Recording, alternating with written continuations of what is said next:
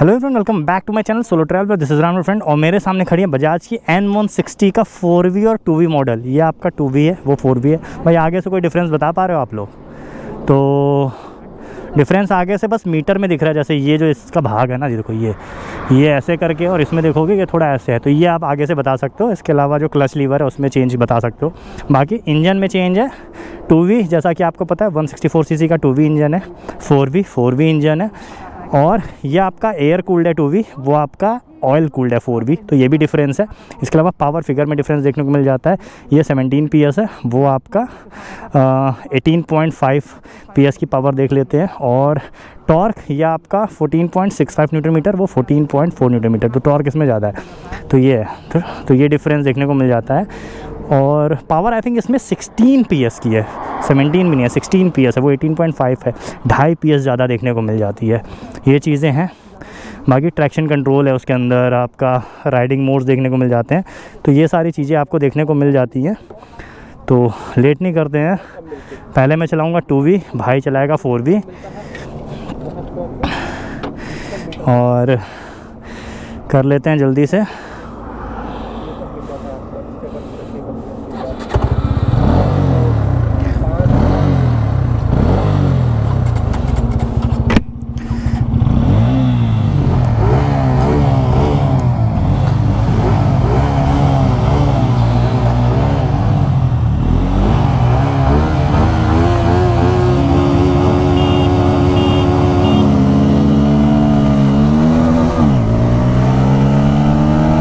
Acceleration में तो भाई बराबर ही लग रही है अभी। तो टॉप एंड में देखते हैं।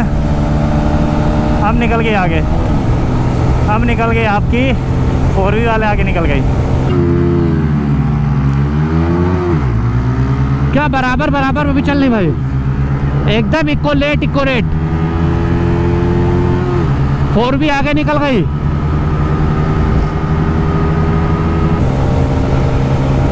अब 4V आगे निकल गई।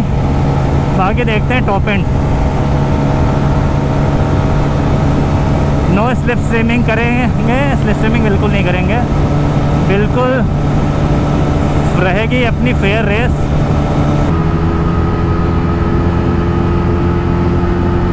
फोर भी आगे निकल गई, टॉप गियर पे आ गई 4V अपनी, और आगे है अभी 4V। तो अब देखते हैं कि क्या। और 4V आगे निकल चुकी है, गैप बन गया है। उतना ही गैप बना है 2V और 4V में जितना 4V और MT में बना था, बट अब गैप बढ़ रहा है, गैप बढ़ रहा है।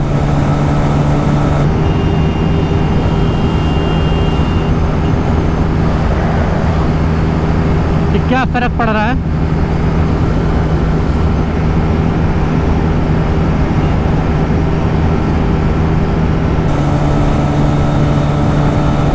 119 के आसपास मैं चला रहा हूँ इसको, वो 127 के आसपास जा रही थी टॉप एंड। देखते हैं बाकी।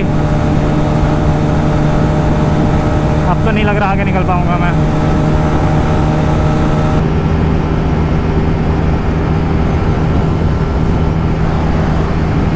टू भी पीछे है गाइस।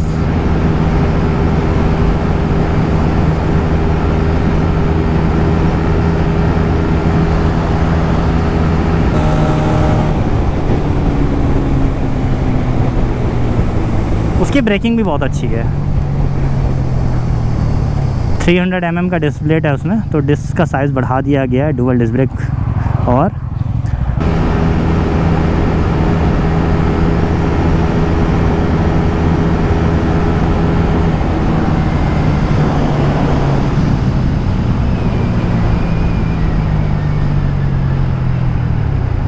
फोर भी फास्ट है भाई, पावर ज़्यादा है तो टॉप एंड भी ज़्यादा है। आप देख सकते हो एकदम प्रॉपर रेस हुई है। Dual channel ABS। इसमें डिस्क ब्रेक छोटा है, 280 mm है। तो ये था first race. Acceleration almost same था, टॉप एंड 4V का ज़्यादा है। ठीक है, तो ये डिफरेंस। अब एक बार कर लेते हैं राइडर चेंज, और मैं चलाऊँगा 4V, भाई चलाएगा 2V।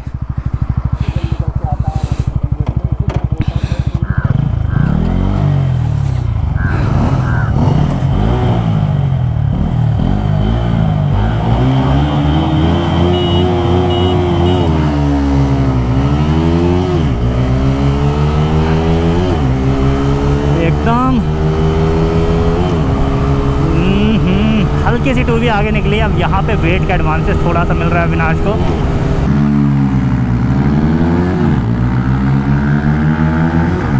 भाई भाई भाई भाई भाई, ओहो 2V निकल गई गाइस। 5वें गियर पे लग गया हूँ मैं। देखता हूँ आगे निकलता हूँ नहीं निकलता हूँ। मैं देखो वेट का एडवांटेज तो मिलता है, बट आगे निकलूँगा नहीं निकलूँगा ये डिपेंड करता है मुझे।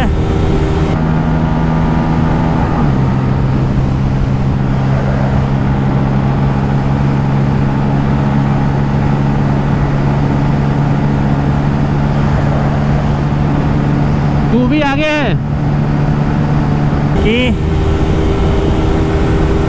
स्लिप स्विमिंग तो नहीं करूँगा, चाहे भले ही रेस हार जाऊँ। थोड़ी सी अगर लंबी रेस हो जाएगी तो आगे निकल जाऊँगा, क्योंकि गैप कम हो रहा है, गैप कम हो रहा है। दूसरी तरफ चलता हूँ मैं।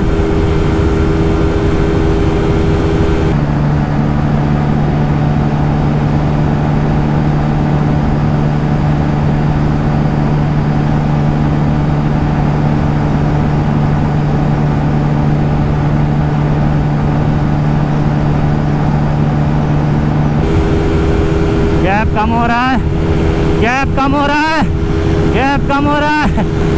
हाँ ये आगे निकल गया मैं, ये आगे निकल गया, निकल गया आगे। 125। 4V आ रही है, 4V को मैंने पूरा मौका दिया।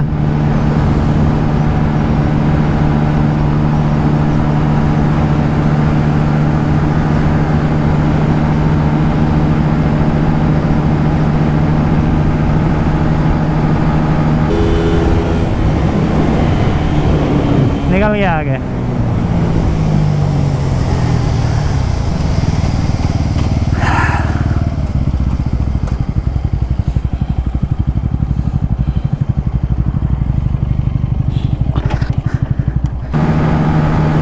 फोर भी निकल गई।